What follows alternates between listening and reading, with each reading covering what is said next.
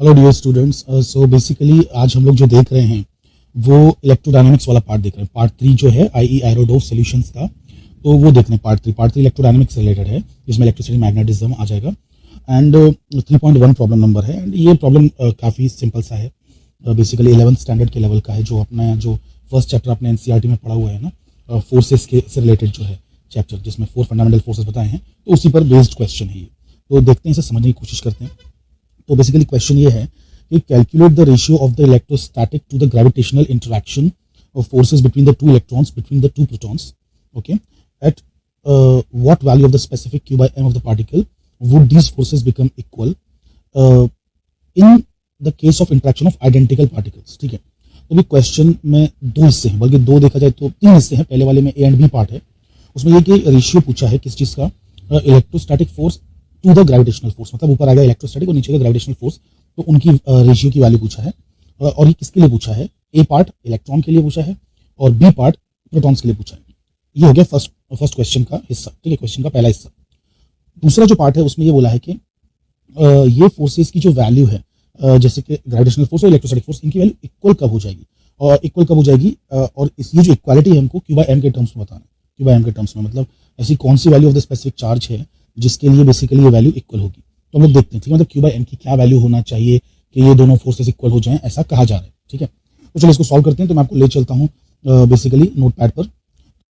Okay, तो सवाल जो पूछा गया है वो बेसिकली ये पूछा गया है कि force of electrostatic upon force of gravitation, है ना। तो electrostatic force upon gravitation force कितना है ना, तो ये हमको कैलकुलेट करना है। तो सबसे पहला जो हम कैलकुलेट करेंगे वो बेसिकली किसके लिए करेंगे, हम लोग कैलकुलेट करने वाले हैं अपना इलेक्ट्रॉन के लिए। ठीक है, इलेक्ट्रॉन के लिए कैलकुलेट करने वाले हैं।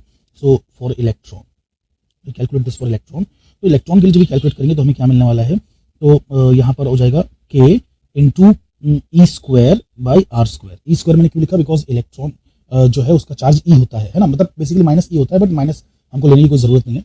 तो दोनों इलेक्ट्रॉन्स ही हैं, तो इलेक्ट्रॉन्स के बीच का force electron into electron E square आ जाएगा। ठीक है, बाई आर स्क्वायर। ये कूलम का फोर्स का फॉर्मूला है ना, के into Q1 Q2 by are square.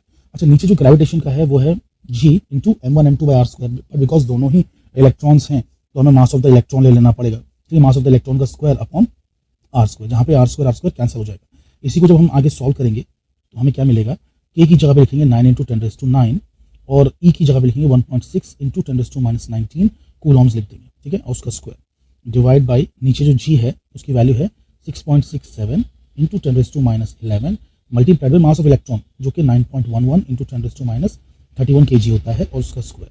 ठीक है, अब हम चीज़ों को जो है सेपरेट करेंगे। चीज़ों को सेपरेट करना इन द सेंस पावर जो है उनको सेपरेट करेंगे। तो 9 अलग लिख दीजिए, 1.6 मतलब 16 मान लीजिए। 16 का स्क्वायर क्या होता है, ठीक है, 256 होता है ना, तो आंसर ऐसा हो जाएगा 2.56 हो जाएगा। तो 16 का स्क्वायर हो गया। ठीक है, उसके नीचे क्या लिखा होगा 6.67 और यहाँ पे 9.11 को हम 2 बार लिख देंगे।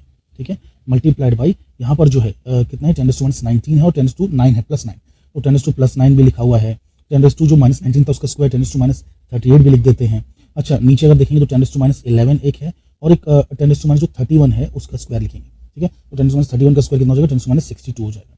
ठीक है, तो अब जब इसको मैं कैलकुलेट करता हूँ, जब वैल्यू पुट करके कैलकुलेटर के अंदर मैं करता हूँ, आप एक अप्रोक्सीमेट कैलकुलेशन कर सकते हैं। मुझे एक्जैक्ट वैल्यू जस्ट लिखना है इसलिए मैं कर रहा हूँ। तो ये आ रहा है 0.04162 अप्रॉक्स मल्टीप्लाइड बाई ये जो वैल्यू आ रही है आप देख सकते हैं 10⁻9 ऊपर 10⁻11 नीचे है, तो ये 10⁻11 जो नीचे का था ये ऊपर जाके +11 हो जाएगा, 10⁻20 ये हो जाएगा, और फिर उसके बाद में 10⁻62 जो वो ऊपर जाएगा वो ऐड होकर 10⁻82 हो जाएगा, और उसमें से जो है 38 निकाल देंगे तो 10⁻44 हो जाएगा। तो सॉरी 10⁻44, तो ये 10⁻44 हो चुका है। ठीक है, तो इसको मैं लिख सकता हूँ अप्रोक्सीमेटली लिख रहा हूँ 4 इंटू 10⁻44, दैट्स इट। सॉरी 10⁻42, तो ये हो गया 4 इंटू 10⁻42। Okay great. तो इतना जो है बेसिकली ये रेशियो है, याद रखना। तो आप देख सकते हैं कि force of electrostatic is very very greater than force of gravitation when it comes to the two electrons. ठीक है, अब हम किसकी बात करने वाले हैं, अब हम बात करने वाले हैं प्रोटॉन्स की। सो प्रोटॉन्स की बात करने वाले हैं। ये प्रोटॉन्स के लिए भी हमको सेम यही करना पड़ेगा। तो हम क्या करेंगे, प्रोटॉन्स के लिए भी यही रेशियो लेंगे, है ना, Fe/Fg का रेशियो लेंगे, जो कि सिंपली है के ई स्क्वायर, क्योंकि प्रोटॉन का चार्ज भी ई स्क्वायर ही रहता है ना, ई रहता है, तो ई स्क्वायर बाई आर स्क्वायर, और जो है ग्रेविटेशन का जी आ गया नीचे, और यहाँ पे मास ऑफ प्रोटॉन का square divide by are square, जहाँ पे आर स्क्वायर फिर से कैंसिल हो जाएगा, और k की वैल्यू जो है वो 9 × 10⁻9 आ जाएगी। यूनिवर्सल ग्रेविटेशन कांस्टेंट की वैल्यू 6.67 × 10⁻11 आ जाएगी।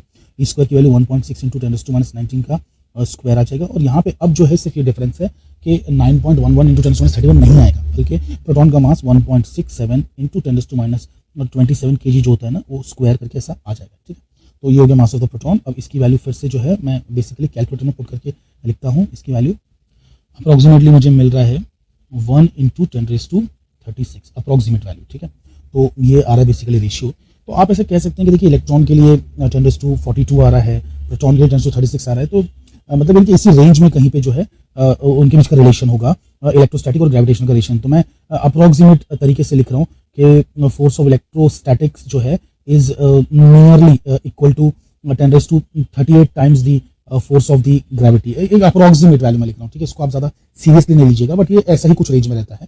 ठीक है, चलिए ये हो गया। अब ये तो हो गया भाई first part of the problem. अब हम लोगों को सेकंड पार्ट में आना है, जिसमें हमको पता करना है कि ये दोनों फोर्सेस इक्वल कौन से सिनेरियो में होंगे, मतलब कौन से स्पेसिफिक चार्ज के लिए ये जो है इक्वल होंगे। तो आइए चलिए वो भी चेक कर लेते हैं। स्पेसिफिक चार्ज, कभी भी ये वर्ड आया ना, इस स्पेसिफिक वर्ड जब आता है ना, तो समझ लो उसमें ना मास इन्वॉल्व है डिनोमिनेटर में। ठीक है, तो स्पेसिफिक चार्ज बोला मतलब charge per unit mass, this is called specific charge. ठीक है, तो ये स्पेसिफिक चार्ज है। ओके, अब बेसिकली करना क्या है, हमें बोला गया है कि कब ये इक्वल होंगे, तो चलिए इक्वल ही कर देते हैं। तो force of electricity is equal to force of gravitation. जब हम ऐसा करेंगे तो हमें क्या मिलेगा, के, और यहाँ पर हो जाएगा अपना मतलब यानी कि सम चार्ज, कोई भी रैंडम चार्ज है उसका square divide by are square. अब यहाँ पर देखिए, सुनिए, आप गलती से भी है ना, मतलब ये इलेक्ट्रॉन का चार्ज या प्रोटॉन का चार्ज ऐसा मत लिख देना। ये तो रैंडम चार्ज लेना है ना, तभी तो हमको बताना है ना कि कौन से ऐसे रैंडम चार्ज पर मास की वैल्यू पर ये दोनों इक्वल होंगे। तो k q square by are square हो गया, और राइट साइड में जो है G m square by are square हो गया। तो ये भी कोई रैंडम मास ले लेना है। ठीक है, तो यहाँ पे जो है आर और आर कैंसिल हो जाएगा, आर स्क्वायर। तो जो है q square by m square is equals to G by k आएगा, और ये जो है हमको आएगा q by m equals to under root of G by k. एक सेकंड, अब ये वैल्यूज हम सब्स्टिट्यूट करेंगे तो आप जानते हैं ये वैल्यूज, एक है 6.67 × 10⁻11 और दूसरी है 9 × 10⁻9। तो ये जो वैल्यू आने वाली, मैं कैलकुलेटर में पुट करके देख रहा हूँ, तो ये जो वैल्यू मुझे मिल रही है 0.86 × 10⁻10 कूलॉम पर kg, ये वैल्यू आ रही है। तो आप देख सकते हैं कि इससे एक सबक मिल रहा है, इससे एक चीज सीखने मिल रही है कि चार्ज टू मास रेशियो इतना कम होना चाहिए, यानी कि चार्ज बहुत ही छोटा होना चाहिए और मास जो है बहुत बड़ा होना चाहिए, तब जाके बेसिकली ऐसा पॉसिबल है कि इलेक्ट्रोस्टैटिक अट्रैक्शन और कूलम अट्रैक्शन जो है, सॉरी, इलेक्ट्रोस्टैटिक अट्रैक्शन और ग्रेविटेशनल अट्रैक्शन इक्वल हो जाए। ठीक है, तो ये जो चीज़ है इससे आपको ये सीखने मिल रहा है कि भाई इलेक्ट्रोस्टैटिक फोर्स जो है वो वाकई में बहुत पावरफुल है as compared to the gravitational force. लेकिन यहाँ पर सवाल ये उठता है, आप लोग बोलेंगे सर कि हमें आम जिंदगी में हमें अपनी लाइफ में ग्रेविटी फील करने को मिलती है, बट चार्जेस का इतना फील करने को नहीं मिलता है। तो उसके पीछे की वजह यह है कि ग्रेविटी में ना एक बेसिकली कैंसिल करने वाला कोई फोर्स नहीं है, यानी कि ग्रेविटी सिर्फ एक पॉजिटिव ग्रेविटी होती है, बट इसमें नेगेटिव ग्रेविटी कुछ नहीं होती है। या फिर आप अगर कहना चाहें कि भाई ग्रेविटेशनल पोटेंशियल सिर्फ नेगेटिव हो सकता है, पॉजिटिव नहीं हो सकता है, आप चाहे तो ऐसा कह सकते हैं। और लेकिन इलेक्ट्रोस्टैटिक्स में क्या होता है, पॉजिटिव पोटेंशियल भी होता है, नेगेटिव पोटेंशियल भी होता है ना, क्योंकि दो तरीके के चार्जेस है ना, पॉजिटिव चार्जेस भी हैं, नेगेटिव चार्जेस भी हैं। तो प्लस और माइनस जो है ना वो बैलेंस हो जाते हैं हर सिचुएशन में, और वो फिर एज अ होल चीजों को न्यूट्रल बना देते हैं। जब चीजें न्यूट्रल हो जाएंगी तो हमको देखने को नहीं मिलेगा। तो आपकी बॉडी न्यूट्रल है क्योंकि आपके एटम्स न्यूट्रल है, आपके ऑर्गन्स न्यूट्रल है ना, तो ये वजह है। लेकिन मास को ऐसा कोई नेगेटिव मास नहीं होता है, तो बेसिकली जब मास का कोई नेगेटिव मास नहीं होगा तो वो कैंसिल आउट नहीं होगा, है ना, तो उसका इफेक्ट देखने को मिलेगा। तो आम जिंदगी में भले हम ग्रेविटी को देख पाते हैं और इलेक्ट्रोस्टैटिक फोर्सेस को ना देख पाते हैं, बट फिर भी electrostatic forces are much greater than the gravitational forces in terms of strength. तो यहाँ पे हम स्टॉप करेंगे। Thank you very much.